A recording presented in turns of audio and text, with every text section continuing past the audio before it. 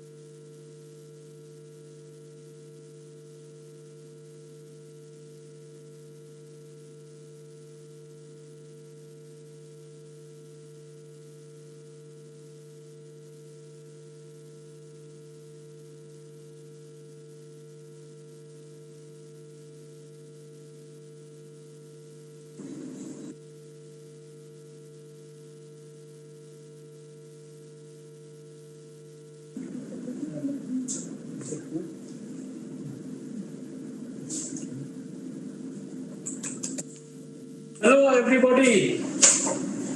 Hope you all had a refreshing break.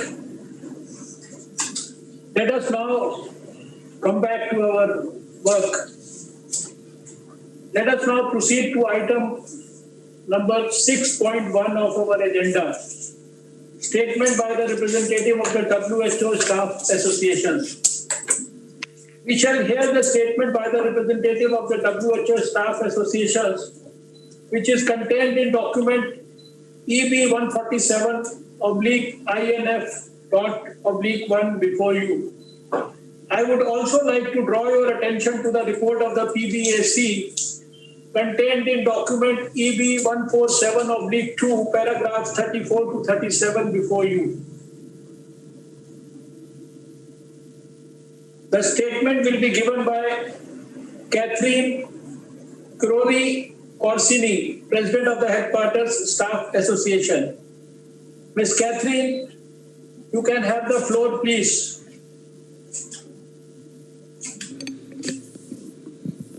Thank you.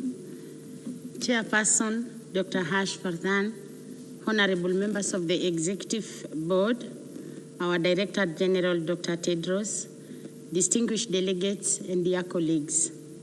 This statement is read on behalf of the staff associations of WHO, Pan-American Health Organization,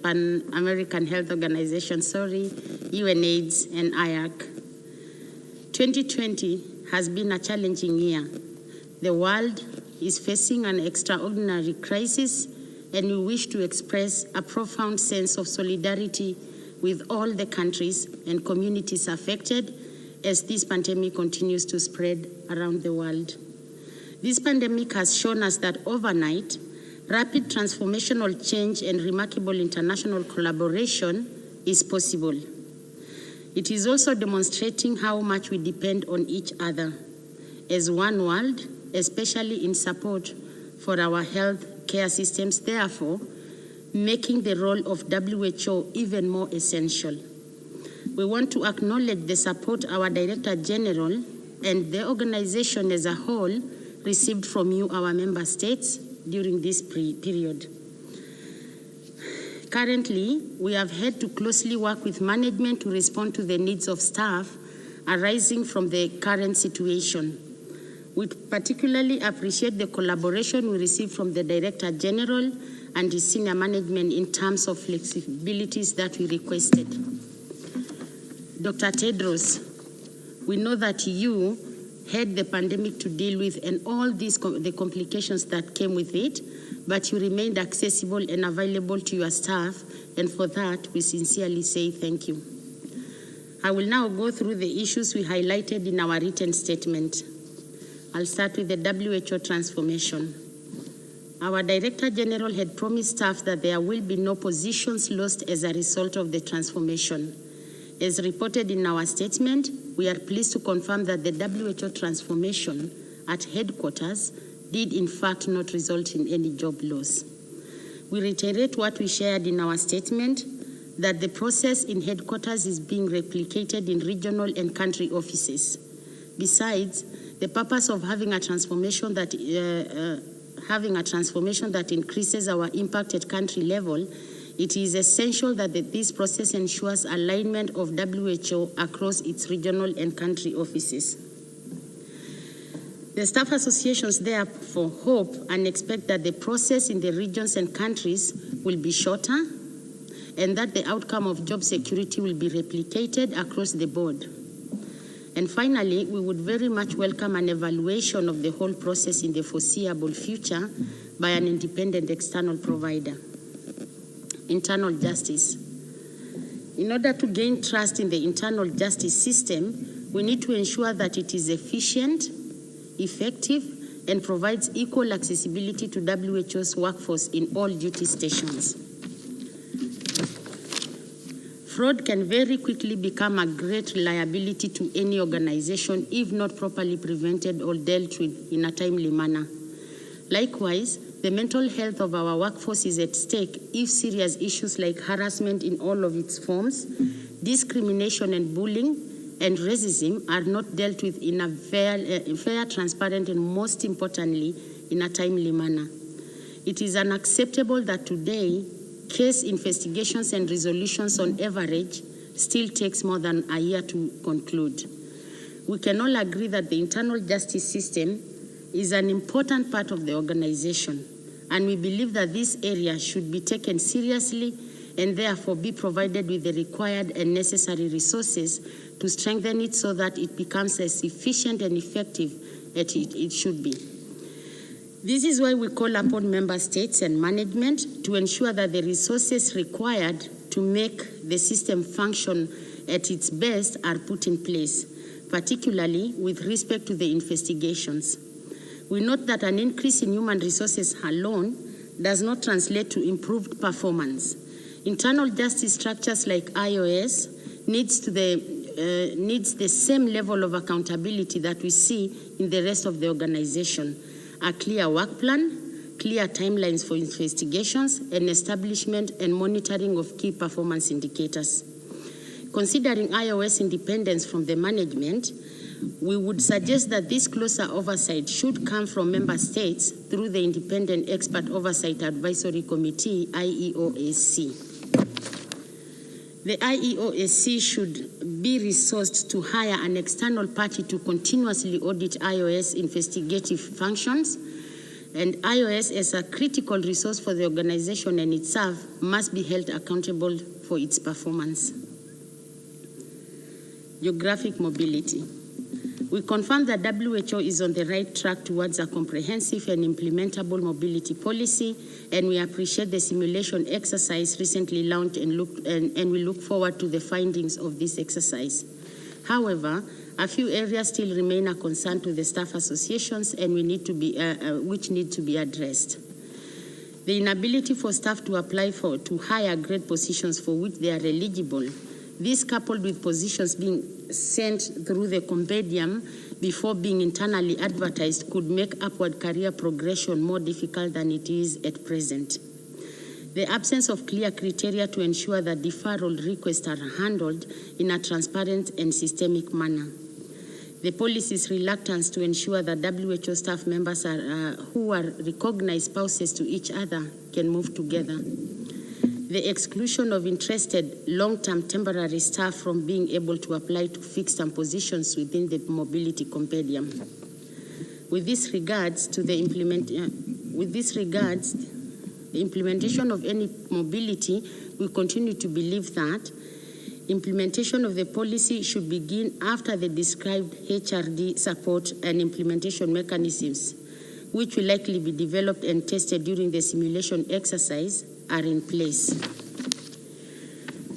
Out of the near 1,000 staff who will be overdue to mobilize when the policy goes into effect, enthusiastic people from this group should be allowed to rotate first. After volunteers, clear criteria should determine the order in which staff mobilize. Additionally, the criteria on which mobility advisory boards operate, process deferrals, approving matches, etc., should be clear and openly available to all staff. Most importantly, and as mentioned in our statement, the organization is currently discussing the flexible working arrangements and contract modalities, which we believe will have effect on the mobility program.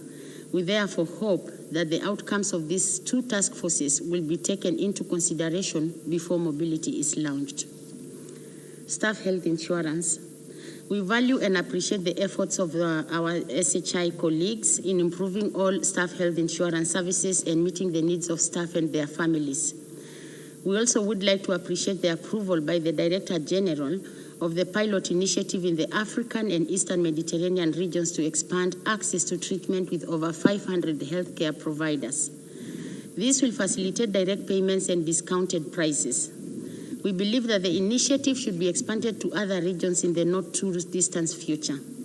We would also like to show our appreciation for the decision taken by the Director General in 2019 to revise the composition of the Staff Health Insurance Global Oversight Committee to have a greater representation from the staff associations, and also acknowledge the plan to have new strength and governance of the staff health insurance by January 2021, which will give staff associations a greater voice in the governance. By having us in such important areas, we'll ensure that we bring in concerns from all regions so that they are discussed and addressed in a timely manner. We urge management through the staff health insurance colleagues to ensure the following issues are addressed. Many countries do not have good healthcare systems. However, all participants of the WHO staff health insurance should have access to healthcare, as lack of access to proper healthcare could represent a serious risk to health and well-being, especially when health emergencies arise. Access to healthcare providers of many locally recruited country-based staff are significantly delayed by demands for immediate high upfront payments. Having the WHO health insurance card recognized widely by healthcare providers would allow staff to have the needed immediate healthcare. The International Civil Service Commission. In our statement to you in February this year, we had requested for a reform of the ICSC through a review of its methodologies for setting UN staff salaries and benefits. We also requested your assistance in tasking the ICSC with ensuring some measures of equality in the salaries of general staff globally and reducing the differences in salaries between international, professional, and general service staff, where the currency of the host country is unstable and subject to fluctuation and deflation. We have been informed by the Federation of International Civil Servants Associations, FICSA, that the ICSC early this year formed a working group to discuss and review these outstanding issues. It is hoped that the new methodology will be presented to the Commission for consideration at its 92nd session so that it can be forwarded to the UN General Assembly at its 76th session in 2021. Policy on prevention of harassment. We welcome the decision by management to combine all forms of harassments in one document, now called the Respectful Workplace. We appreciate the inclusion of comments from the staff associations in the policy. We also appreciate the creation of a team in headquarters to work on diversity and inclusion policy, which will deal with all kinds of discrimination, and are thankful that the staff associations are included in this team. We look forward to the final recommendations to the Director General on this area. Flexible working arrangements. Needless to say, the current pandemic has taught the world many things. One of the lessons from the pandemic is remote working. We are glad that our Director General has asked for a task force comprising of management and staff associations to discuss and propose an all-inclusive, best-in-class, flexible working arrangements. We hope that the task force will have final recommendations as soon as possible, especially as we continue to see no change to the current pandemic situation and the need for staff to continue working remotely. We shall provide you with the updates during the next board, of course, and the outcome of this task force. We thank you for your time and careful considerations of the issues we bring to your attention today. Thank you.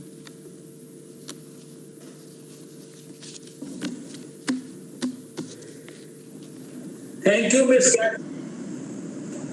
The floor is now open for discussion.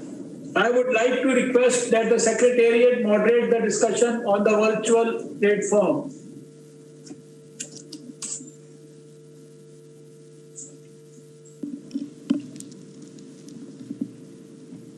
Thank you very much, Mr. Chair. A reminder to those wishing to make a statement and to kindly raise their hand in the Zoom platform. With that being said, I should wish to hand the floor to Australia. Thank you. Australia, you have the floor.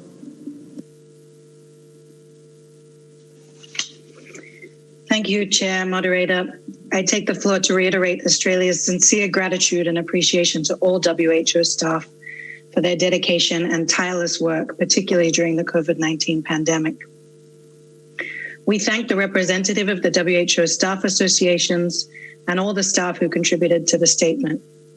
It is our shared responsibility to ensure that staff voices are heard and acted upon, and that the WHO workplace is an enabling and safe environment, free from discrimination and all forms of harassment, supported by strong internal justice systems.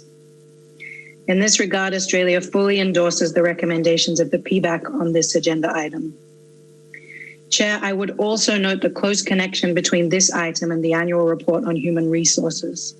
While the PBAC considers both items with significant overlap in the corresponding discussions, they are then separated, one for WHA and one for the EB. We suggest further attention to this at the PBAC's next meeting, with consideration to the possibility of taking the two items together for a more coherent approach. Thank you. Thank you very much, Australia. We shall now move to statements by member states not represented on the board. That being said, I have the pleasure of handing the floor to the Netherlands. Thank you, Chair. As this is the first and only time the Netherlands will speak during the report, first we wish to commend you and the Secretary with your excellent guidance during these virtual meetings. The Netherlands also thanks the representative of the WHO Staff Association. Your report provides people with valuable insights in the effect of the processes and policies we discuss in the governance forum. Staff, WHO, management, and member states share the same goal: an impactful WHO for the people we serve in a safe and effective working environment. The WHO transformation rolled out to that effect should be implemented across all three levels. We would welcome an independent evaluation at an appropriate time. We take note of the Staff Association signaling improvement in effectiveness and efficiency in the internal justice system, but that a lot remains to be done. It's therefore unfortunate that the momentum for policy review and reform on misconduct has reduced. We hope that the Secretariat can facilitate an in-depth discussion around accountability and oversight in the next board as requested by the Assembly. We recommend supporting this discussion with a report on the budget needs and gaps for the enabling functions. The possibilities for teleworking have been tested and proven in the past months. We hope the lessons learned will find its way in an updated policy. And on the particular circumstances of work in the last few months, last but certainly not least, we want to thank WHO staff for their incredible work responding to the pandemic while keeping the other programs running. Thank you, Chair.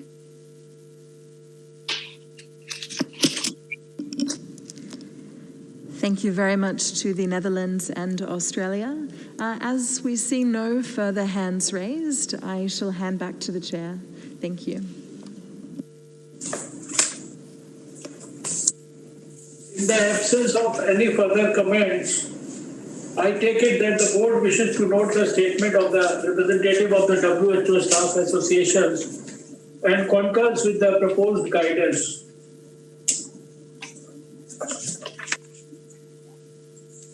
I see no objection. It is so decided.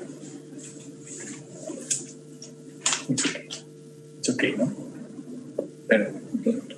This concludes our discussion of agenda item 6.1. We shall now move to... They are asking to wait. They're asking to wait. A few minutes, sir. They're asking to wait. It's already finished.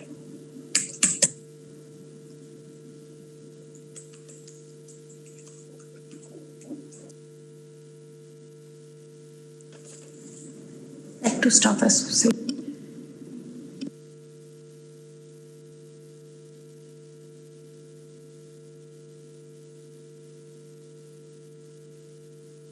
You can give floor to Bruce, Staff Give the Association. floor to staff. Associations. Yes. Now, okay. I understand that the staff associations want to comment, so I give the floor to them. Yeah, thank you so much, Mr. Chair. I just take this opportunity. As you know, we addressed also the PABC, the PBAC committee before, and discussions happened, and they have made their recommendations. So first of all, thank you so much to the PABC for the recommendations they made to the executive board. And I would also like to thank you, member states, for the positive comments that you have provided, and especially the recognition to the WHO staff at these difficult times, but they continue to upload the objectives of WHO. So thank you so much, member states. Can move then. You can move on to the next. Yes. Thanks, Ms. Catherine, once again. We shall now move to item 7 of the agenda, matters for information, report on meetings of expert committees and study groups. The report by the Director General is contained in document EB 147/9, and I propose that we consider all of the meetings together. In this regard, I would like to invite comments on the following.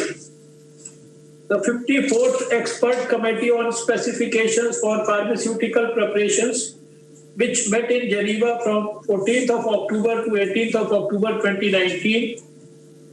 The Expert Committee on Specifications for Pharmaceutical Preparations advises the Director General in the area of medicines quality assurance and provides regulatory tools for medical products. The recommendations, public health significance and implications for WHO appear in paragraph 2 through 9 of document EB 147/9. The full report appears in the WHO Technical Report Series number 1025/2020. The 88th report of the joint FAO WHO Expert Committee on Food Additives, which met in Geneva from 22nd to 31st October 2019.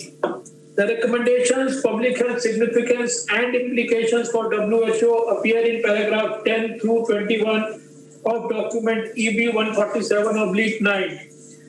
The full report appears in the WHO Technical Report Series number 1023/2020.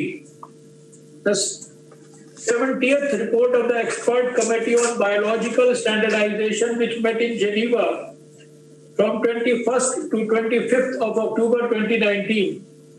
The Expert Committee on Biological Standardization reviews developments in the field of biological substances used in human medicine, which include vaccines, biotherapeutics, blood products and related substances, and in vitro diagnostic reagents. The recommendations, public health significance and implications for WHO appear in paragraphs 24 through 33 of document EB 147/9. The full report appears in the WHO Technical Report Series number 1024/2020. The 42nd report of the Expert Committee on Drug Dependence, which met in Geneva from 21st to 25th October 2019. WHO is mandated by the International Drug Control Conventions to evaluate the scientific evidence related to dependence, abuse, and harm to health of psychoactive substances and their therapeutic use, and make recommendations on whether psychoactive substances should be placed under international control. This mandate is fulfilled through the Expert Committee of Dependence. The recommendations, public health significance and implications for WHO appear in paragraph 35 through 42 of document EB 147/9. The full report appears in the WHO Technical Report Series number 1026/2020. The floor is now open for discussion. I would like to request that the Secretariat once again moderates the discussion on the virtual platform. Secretariat, you have the floor now.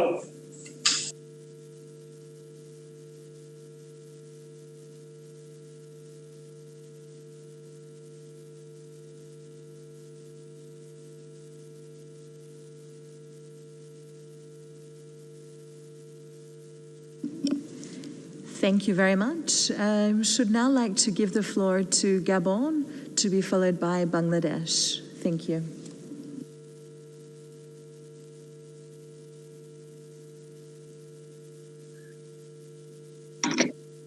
Monsieur le Président, le Gabon a l'honneur de... President, Gabon is honored to speak on behalf of the 47 member states of the African region of the WHO on the report on the meetings of committees of experts and study groups. We would like to congratulate the Director General for the quality of his report, which highlights the recommendations made by the various expert committees and study groups within the framework of the specifications linked to pharmaceutical preparations, the evaluation of veterinary drug residues in food, and the biological standardization and drug dependence. We would like to recall the importance of pharmacopoeia, the quality of pharmaceutical products, and the security of the health security of foods in our health systems for greater resilience. We note with satisfaction the guidelines and decisions adopted on the best practices for the manufacturing of pharmaceutical products and the implementation of management systems for quality by the national authorities and regulators. We invite the Secretariat to support member states more with the mechanisms for assurance and assessments of quality, and to strengthen laboratory capacity for control laboratories. And with regard to the problem of the evaluation of health risks on chemical products present in a food that member states face, the Africa region would like to call on the WHO to provide greater information on the aspects, the general aspects for the evaluation of risks. Elsewhere, the African region appreciates the guidelines provided by the WHO on the evaluation of vaccines in terms of quality, safety, and efficacy. This is an important stage. When we look at the 2014 WHA 67.21 document on biotherapeutic products, the Africa region encourages the Secretariat to support the regional offices and countries in awareness raising amongst populations at risk on the dangers of psychoactive substances and drug use. Thank you very much. Thank you very much, Gabon. And now to Bangladesh, to be followed by Colombia.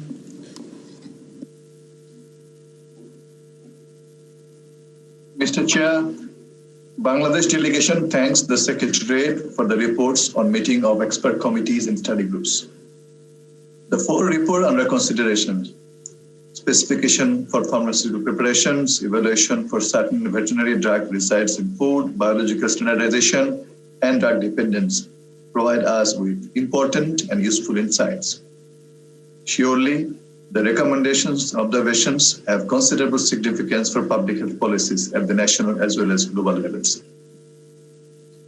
Among the 13 guidelines and decisions of the Expert Committee on Pharmaceutical Preparations for the quality assurances of the medicines and regulatory tools for medical products from development to distribution to patients, I would like to highlight particularly the importance of building good storage and distribution facilities. Many low and middle-income countries have severe capacity constraints in these areas. Also, there are glaring absences of quality control laboratories essential for quality pharmaceutical products.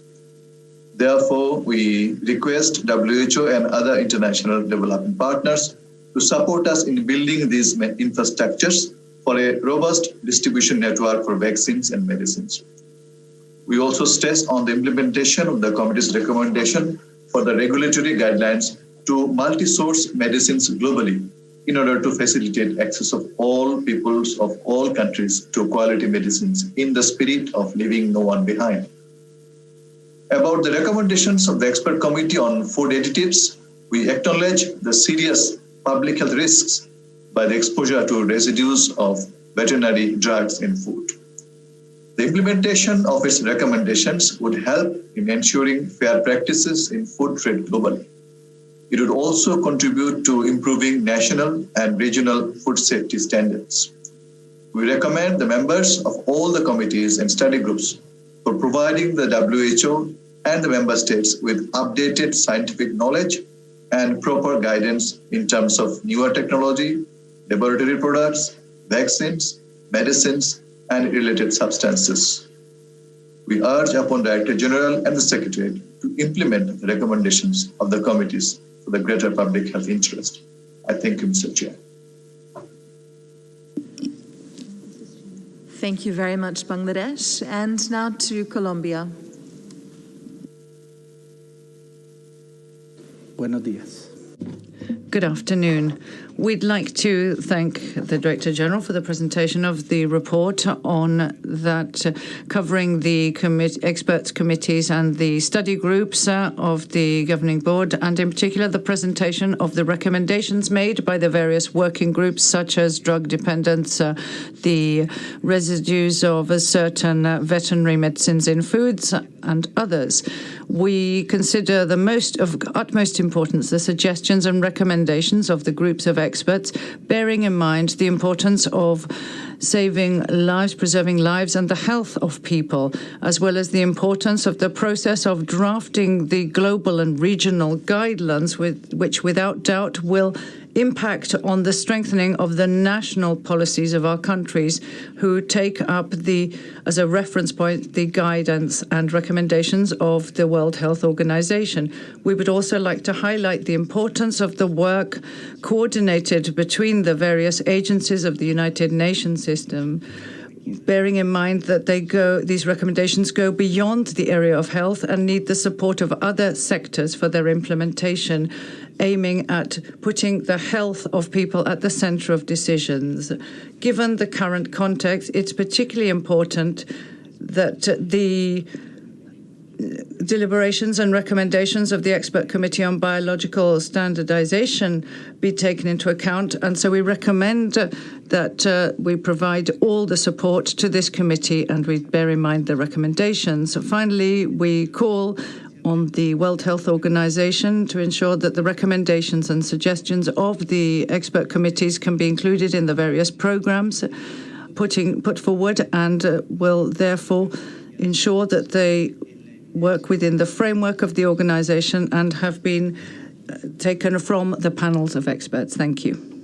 Thank you very much, Colombia. As we see no further hands raised in the Zoom platform, I shall hand back to the chair. Thank you. 1 minute, pause. Have something?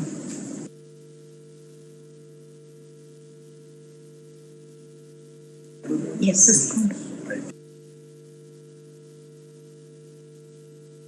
For a second, sir. Just your sending the name.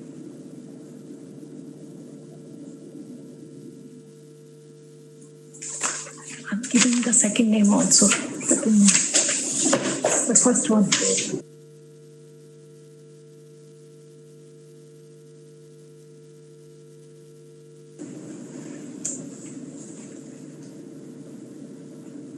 If there are no more requests for the floor, I am handing over the floor to Naoko Yamamoto, ADG Healthier Population, responding to the suggestions that have been made.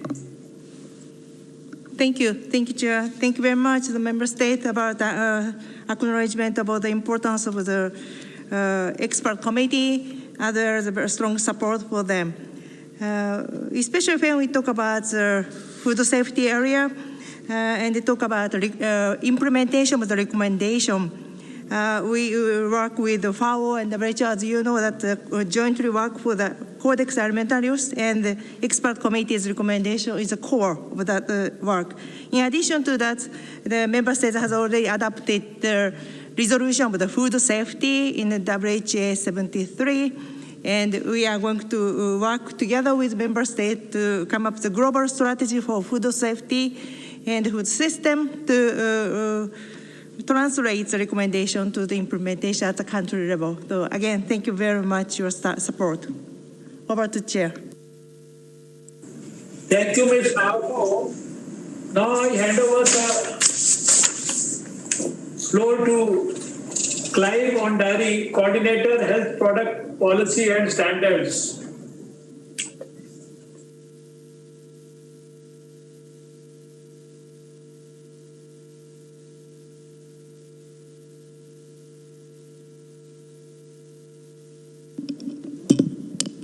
Thank you, Chair. Just wishing to confirm that the floor has been given to Dr. Ondari. Dr. Ondari, you would have the floor now. Thank you.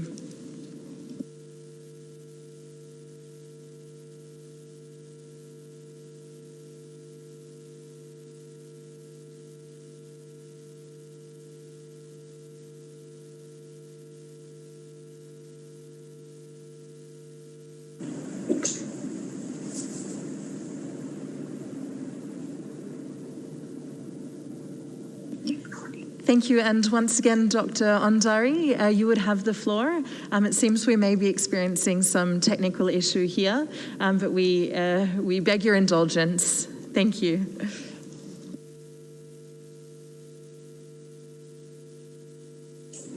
Now I hand over the floor to Dr. Gillies Forte, Coordinator, Access to Medicines and Health Products.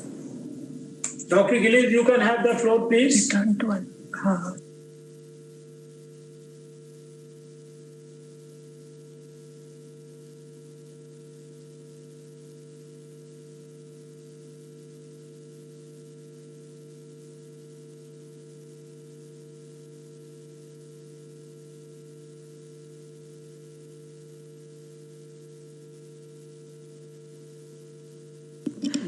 Dr. Ondari, it appears that you would still be muted at this stage. If we could kindly ask that you check on your side and that you would commence your statement once again. Thank you very much.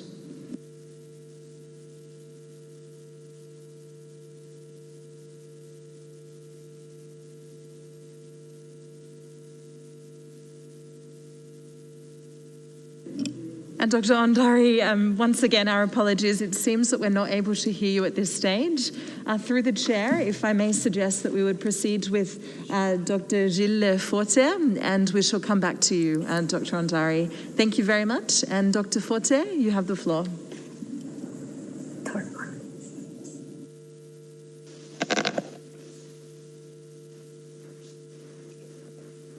Thank you, Mr. Chair, distinguished delegates, excellencies.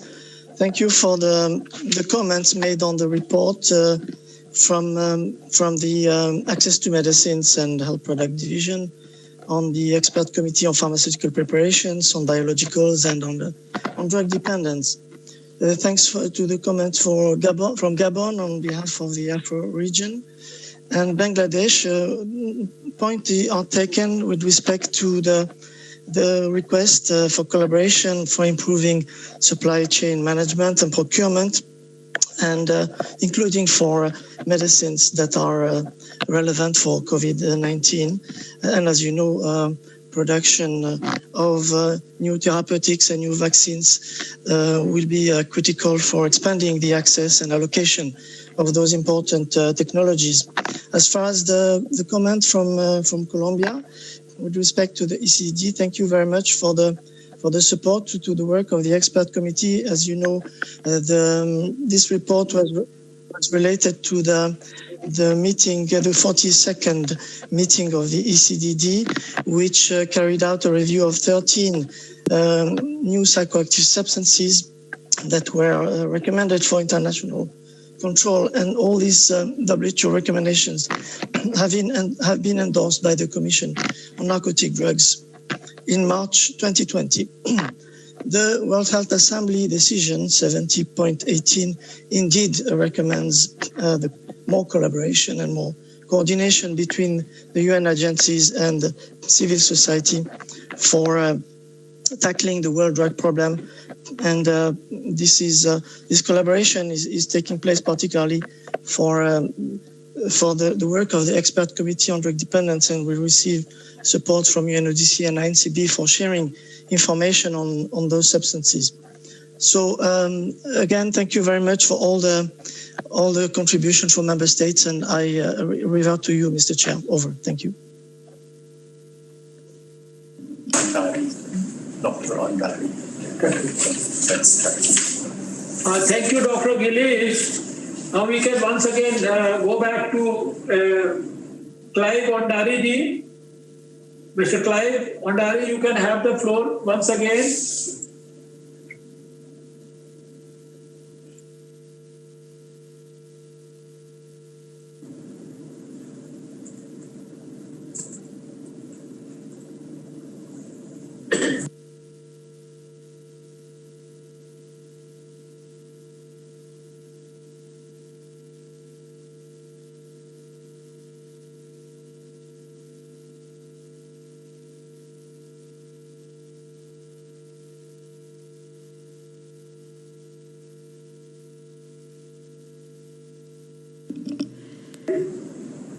Once again, it appears that we're unable to connect with Dr. Ondari at this time, unfortunately.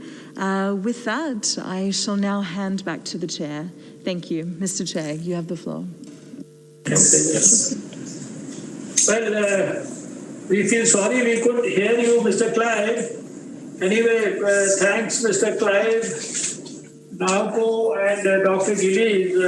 And on behalf of the board, I wish to thank the experts who have taken part in these meetings, and also wish to request the Secretariat to follow up on their recommendations as appropriate in the implementation of the organization's program.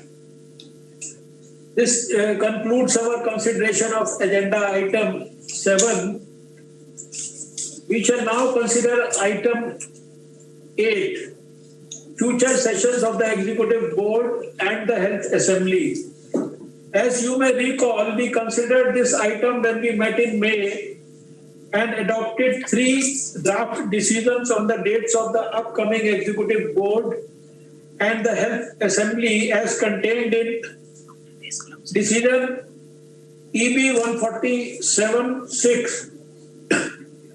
Place, date and duration of the 148th session of the Executive Board and the 33rd meeting of the Program, Budget and Administration Committee of the Executive Board. Decision EB 147-7. Place, date and duration of the 74th World Health Assembly and the 34th meeting of the Program, Budget and Administration Committee of the Executive Board. Decision EB 147-8, limitations to physical meetings of the governing bodies, contingency arrangements. I would like to propose that we turn back to this item to consider the format of the PBAC 33 and EB 148, which will be held in January 2021. I shall give the floor to the Director of Governing Bodies, Dr. Timothy Armstrong, to provide us with more information on this subject. Dr. Armstrong, you have... Thank you very much, Dr. Harshvardhan, Excellency, Chair of the Executive Board. Thank you. Just recalling the 3 decisions you mentioned, they are EB 147-6, plate dates and duration of the 148th session of the Executive Board and the 33rd meeting of the Program Budget Administration Committee of the Executive Board. Recalling that the Executive Board decided that its 148th session should be convened on Monday, 18th of January at WHO headquarters and close no later than Tuesday, 26th of January. And the Board further decided that the PBAC would hold its 33rd meeting from Wednesday to Friday, 13 to 15 January. Recalling EB 147-7, place, date and duration of the 74th World Health Assembly and the 34th meeting of the Program Budget and Administration Committee of the Executive Board. The EB decided that the 74th WHA should be held at the Palais des Nations in Geneva, opening on Monday the 24th and should close no later than Tuesday, the 1st of June. That's Monday, the 24th of May, of course, closing no later than 1st of June. The board further decided the PBAC would hold its 34th meeting on Wednesday, 19 of May to Friday, 21st of May. Now, of course, the current situation we find ourselves in, the Executive Board in EB 1478 on limitations to physical meetings of the governing bodies, contingency arrangements, decided that in the event that limitations to physical meetings preclude holding of the 74th World Health Assembly, the 148th session of the Executive Board, and the 33rd and 34th meetings of the PBAC, as envisaged, adjustments to the arrangements for these governing body meetings should be made by the Executive Board or, exceptionally, by the officers of the Board in consultation with the Director General. Now, I think, Chair, we heard already this morning in feedback from the Member States, Executive Board and other Member States, on the nature of the meetings that we've had recently, particularly the WHA. We've had recently experience with fully virtual meetings, hybrid meetings, the special session of the Executive Board, for example. In January of next year, there are three possibilities: face-to-face meeting under normal conditions, a hybrid meeting, or a fully virtual meeting. And I think if we've heard correctly from the Executive Board this morning, a request that some certainty, some predictability be provided to you in due time in order for Member States to make the necessary arrangements, be they both technical and logistical, for your active participation in meetings. So I think given the epidemiological situation we're facing ourselves in, either a hybrid or a virtual meeting would be the modalities that would be available to us in January. And Chair, through you, I would like to ask if we could hear from Member States now what the views would be, and in particular if there is a certain time period under which we should have as a deadline in order to inform Member States if no decision is made by the Board today on the way forward. With that, Chair, I hand the floor back to you and thank you.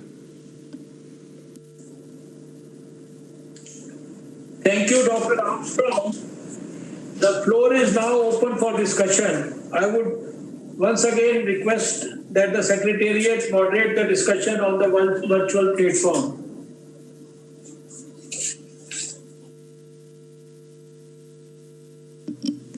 Thank you very much, Mr. Chair. I should like to give the floor to the United States of America. Thank you. Thank you, Chair. Thanks, Moderator. Happy to get the discussion going and appreciate governing bodies for that overview. Looking at where we are now, it seems reasonable that we should consider January for January's board meeting, that we should consider a virtual format and already be planning for that. You know, hopefully conditions could warrant that we could move to a more in-person format for the later in the year meetings, but for January, it makes sense. Just to follow up on Dr. Armstrong's question as well, I would say that for us, we need to have, as others have spoken earlier around WHA 73, we think that we need to have these modalities finalized by mid-December so that all member states will have plenty of time to prepare. I would also like to just reiterate a couple of the thoughts that came from earlier in the discussion, and just to endorse, given that we've just gone through this this virtual meeting with the time that we have here in the Americas region, we would like to add our voice to those calling for consideration for modifications to schedules in future upcoming meetings to potentially allow for some burden sharing across regions, given that the current timing, potentially beginning later than 10 a.m. Central European time, because the current timing is very difficult both for the Americas and for WIPRO regions. Just to say our view, we believe that the upcoming PBAC and EB meetings are going to have critical issues before them, including important issues of WHO strengthening, and we very strongly support those WHO strengthening efforts, and would like to see as much of that low-hanging fruit harvested as much as possible, even starting in our January sessions. And so it would be nice to see more intersessional work planned, whether that's with capital representatives as possible or with the Geneva representatives, as I've mentioned earlier in today's meetings. Also want to just take this opportunity to really support the proposal for a board retreat. This is really an excellent idea in terms of strengthening the EB governance and leadership in WHO. Finally, just another note, something that is going to take longer to address, but the issue of progress reports, even in a normal year, progress reports are very rarely looked at with the seriousness that they deserve by member states. And so finding a way in these as we're discovering new methods of work to tackle those progress reports in a more meaningful way, either through the board or some other means, we would be very, very open to that. Thank you so much. Thank you very much to the United States of America, and I shall now hand the floor to the United Kingdom. Thank you. I just wanted to strongly echo what the US has just said in terms of making a decision early on how we're going to do this. In terms of the executive board meeting in January. I think we need to be realistic, and I think it's probably highly unlikely we're going to be in a situation where people are going to be able to engage in person in a fair way. And it seems to us that making a call early that we're just going to do this virtually and allowing everyone to prepare in a timely manner is the most important thing. And we, as much as any of you, would really like to be there and to meet everyone and to talk properly face to face. But I think the important thing is to give ourselves the time to prepare for a really productive discussion. So just to echo that point, thank you. Thank you very much to the United Kingdom. As we see no further hands raised in the Zoom platform, I shall hand back to the chair. Thank you. With sincerest apologies, with your permission, Mr. Chair, I have just seen one hand has been raised by the Russian Federation. If I may suggest that we would take this. Thank you, Secretariat. If there are no more requests for the floor, I would like to give back the floor to Dr. Armstrong to respond to the suggestions that have been given. No, she says there is a request. Mr. Chair, Dr. we do Armstrong, have one more. You can have the floor, please. Thank you very much, Your Excellency, Mr. Chair, and with apologies, we did see a last-minute hand go up from the Russian Federation. So before giving the floor to Director of Governing Bodies, with your permission, we would like to hear from the Russian Federation. Thank you, and Russia, you have the floor. Уважаемые коллеги. Thank you. Dear colleagues, I would like to thank you for having given me the floor on this item.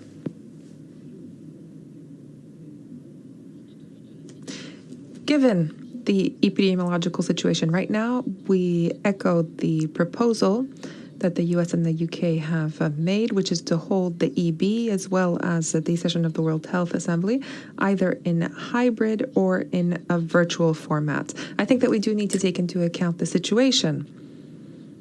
I think that the hybrid method is probably the best that we could do for the WHO and the EB, but if it is not possible, of course, we would be in agreement for the meeting to be held in a virtual capacity. Thank you.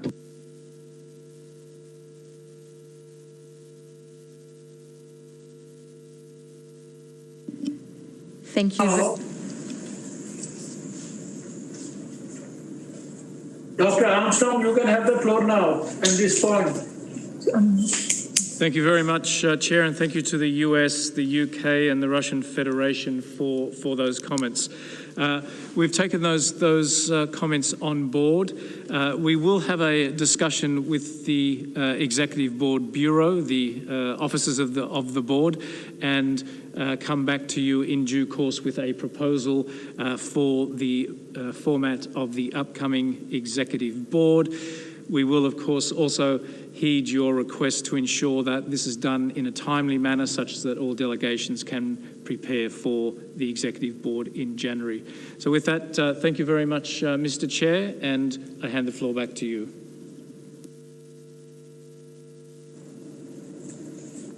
Thank you, Dr. Armstrong. And this concludes our consideration of Agenda Item 8. Distinguished delegates, we have now come to the end of the 147th session of the Executive Board. Before closing the meeting, I would like to invite the Director General to say a few words. Dr. Tedros, you can have the floor, please. Yeah, thank you. Thank you, Your Excellency, Dr. Harsh Vardhan, Chair of the Executive Board. Thank you so much for your leadership. I would also like to thank all board members and non-members for their inputs and guidance on all items. We take your feedback, guidance, and inputs very, very seriously. And also, I would like to thank all our colleagues here for their hard work, all my colleagues. And thank you so much again for this, and hope to have the retreat either before January. Otherwise, our board meeting will be next January, and we will prepare very well, and the agenda management will be central, so you can have the documents and the agenda well in advance. Again, thank you so much from our side.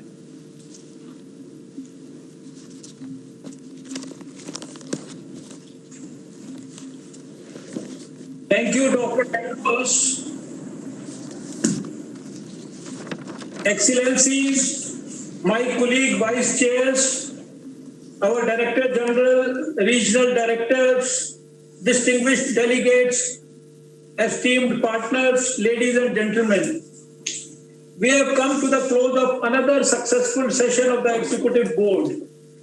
The year 2020 has been a year to remember, where we have met and deliberated at least 7 times for the governing body meetings of the organization.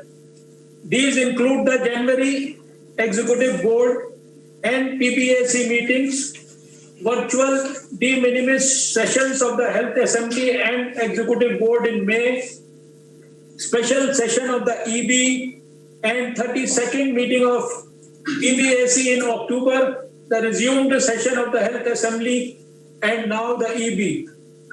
For this wonderful last session of the year, I sincerely appreciate the support extended by my colleague vice chairpersons and thank them for their full cooperation in successful conduct of this resumed session of the Executive Board, despite the difficulties associated with holding a virtual meeting cutting across several time zones. The rich and proactive interventions of the member states have made this possible.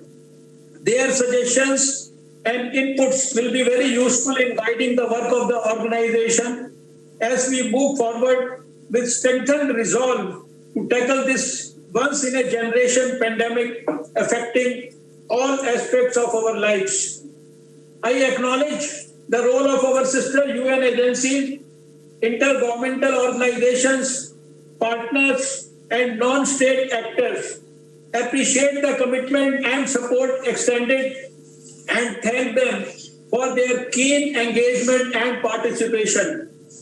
Amid the challenges we face, it was a privilege to spend time with all of you and listen to the experiences and best practices being followed worldwide.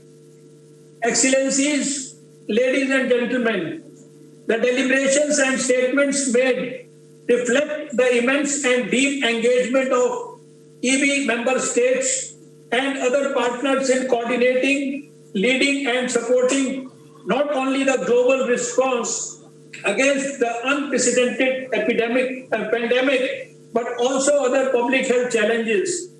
This was particularly seen during your interventions on agenda items on the managerial, administrative, financial, and staffing matters. The member states' interventions and rich inputs affirm the resolve of the Executive Board to further strengthen the response and work towards building a healthier, secure, and prosperous world. Today's discussions and suggestions will strengthen our collective response and will encourage global cooperation. Here, let me also applaud the WHO staff at all three levels, headquarters, regional, and country offices for their sincerity and dedication. Your work is valued not only by us, but as seen in the trustworthy ratings of the authentic scientific information related to the disease by the general public across all countries. I appreciate the Director General of the WHO, regional directors, and the Secretariat team for the energy and insight they have displayed in the ongoing support to member states, not only in emergency response, but across all spheres. Our sincere thanks to the translators and the ICT team for their hard work they put in to ensure that this virtual EB session was seamless. With their tiring efforts, this wonderful session has now come to a conclusion. To resonate the Director General's sentiments expressed during this resumed session, solidarity and collaboration have been and will be centrally important for us to overcome this pandemic and improve the accessibility, affordability, and quality of healthcare services. In the end, I thank all the member states for their participation in the resumed session and their insightful observations and sharing their experiences. I also thank the many non-government and intergovernmental organizations that partner with us and enable us to bring in the whole of society approach in health. Excellencies, ladies and gentlemen, in India, we have just finished celebrating the grand Diwali festival, which is the festival of lights. Across the world, it is the festive season now.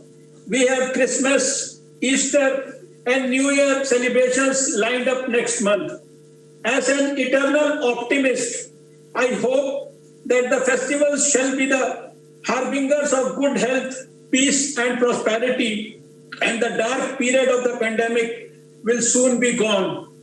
My heartiest congratulations and greetings to all. A big shout out to the citizens of the world who are braving this unforeseen crisis. I wish each one of them good life and good health. I would also like to take this opportunity to add that if we can build a vision together and work even more swiftly, the new changed landscape will serve as a launching pad that shall literally propel WHO towards a leadership role. However, the potential of this moment will remain only as it was unless we seize the moment. This is the right time for all of us to initiate an intricate dialogue that shall culminate with the formulation of a new vision for WHO. For this, I wish to work closely together with all member nations in the coming months who bring in diversity of thinking and expertise of best practices adopted in recent times. Excellencies, permit me to say that we at WHO need to be a trailblazer. The world around us is changing, often with lightning speed. And always remember that we cannot stand still in a world of change. Working with passion and commitment, wanting to make a difference in the world, and being satisfied with nothing less. This passion manifests itself in WHO's commitment to providing transformative experiences for our member nations. Our DNA has always been to serve those who serve others. We must engender in our health workforce a fire in the belly a desire to make a real difference in the post-COVID world, which will struggle for some time to stand on its feet. To do all this, we need to drive some radical changes within. We must make choices, many of them difficult. We must take actions, many of them challenging. Individually and collectively, we must be engaged in this effort. But the prize at stake, if we exercise the courage to seize the moment, is that we can together participate in a cause that is greater than ourselves. With these words, I shall conclude my closing remarks. I look forward to meeting you all together next year at the 148th session of the Executive Board, and this time, hopefully, physically. Thank you and namaskar.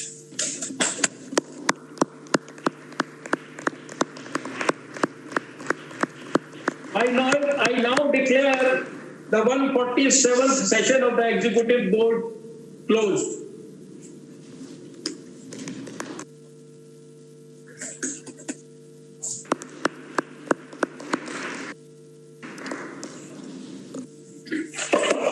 Okay, so one round to our interpreters also. Thank you, interpreters. Thank you very much. Thank you. No clapping, what happened? It's very nice.